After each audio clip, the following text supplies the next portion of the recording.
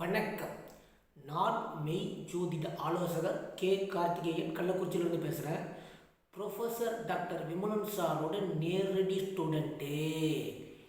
இன்றைக்கு நான் பேசப்போகின்ற தலைப்பு சென்ற வீடியோவில் பார்த்தோம் இல்லைங்களா, ராகு கேதுக்கள் உச்சம் நீச்சம் உண்மையா பொய்யாங்கிற தலைப்பு. அதைத்தான் பேச போகிறோம். அதன் தொடர்ச்சி தான் இந்த வீடியோ. முதல்ல உணர்வுகளுக்கு தான் உச்சத்தை கொடுக்கணும். அது சரி, என்ன உணர்வுகள்? அது உச்சமாக நம்ம உச்சம் கொடுத்துருக்கிறது, நீச்சம் கொடுக்கறது, அது சரியான பார்வை என்னது? சூரியன் அதிகாரம், கௌரவம், மதிப்பு, மரியாதை, புகழ் உச்சமாகிறது, அது நீச்சமாகிறது, அது சரி. ஆன்ம உணர்வு, தந்தை, இது உச்சம் நீச்சம்ங்கிறது சரி. உணர்வுகளுக்கு உச்சம் சரி. சந்திரன் அன்பு, பண்பு, பாசம், நேசம், இது உச்சமாகிறது, அது நீசமாகிறது, இது சரியான பார்வை. செவ்வாய் வேகம் உச்சம், வீரியம் உச்சம், கோபம், ஆத்திரம், அவசரம், அடிதடி, வெட்டு, குத்து, சண்டை, சச்சரவு, கலவரம், இது உணர்வுகளை வெளிப்படுத்தக்கூடியது, இது உச்சம் நீச்சம் சரி. புதன் திறமை, புத்திசாலித்தனம், எழுத்து, பேச்சு, காமெடி, கோமாளித்தனம், விளம்பரம், பத்திரிகை துறை, எழுத்துத்துறை, அதே சமயத்தில் பேச்சாளர், நல்ல சிந்தனையாளர், நல்ல கல்வியாளர்கள், தூதர், அம்பாசிடர்ஸ், மெசஞ்சர்ஸ், நெகோசியேட்டர்ஸ், இது அத்தனையும் சரி. இது உணர்வுகளை வெளிப்படுத்தக்கூடியது. குரு ஆசிரியர், நீதிபதி, மத போதகர். அது மட்டும் அல்ல, ஒரு குரு உணர்வுகளை வெளிப்படுத்துவது, ஒழுக்கத்தை வெளிப்படுத்துவது, நேர்மையை வெளிப்படுத்துகிறது, இது குரு. சுக்கிரன் இந்த உலகத்தில் நடக்கும் அனைத்து விதமான இன்பங்களை வெளிப்படுத்தக்கூடியது, துன்பங்களை அல்ல, இன்பங்களை வெளிப்படுத்தக்கூடியது.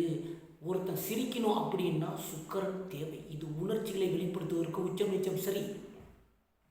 சனியன் ஆயுள், அவன்தான். அசிங்கம், அவமானம், துக்கம், கேவலம், கஷ்டம், நஷ்டம், சங்கடம், வருத்தம், உழைப்பு, உழைப்பு, உழைப்பு. சனி ரொம்ப முக்கியம். அப்போ உழைப்புக்கு கடின உழைப்பு, வேலைக்காரன், வேலைக்காரர்கள், கூலி வேலை செய்பவர்கள், உழைப்பாளர்கள், இது சனி. இது உணர்ச்சிகள், ஒரு மனிதனுக்கு செயல்பாடு, இது செயல்படுகிறது. அப்போ உச்ச நீச்சம் எடுப்பது சரி. ஆனால் ராகு கேதுக்கு உச்சம் நீச்சம் என்பது எனக்கு ஏகப்பட்ட அபிப்பிராயம் இருக்கிறது. அதாவது உணர்வுகளுக்குத்தான் உச்சம் நீச்சமே தவிர முண்டத்துக்கு உச்சம் நீச்சமா? முண்டத்துக்கு எதுங்க உச்சம், அது நீச்சம். அதாவது உணர்ச்சியே இல்லாதவனுக்கு எதுக்கு உச்ச நீச்சம்? உணர்வுகள் அற்றவன் இந்த ராகு கேது. உணர்ச்சியே இல்லாத இவர்களுக்கு உச்சம் நீச்சம் அவசியமா என்ற கேள்வி எழுகிறது.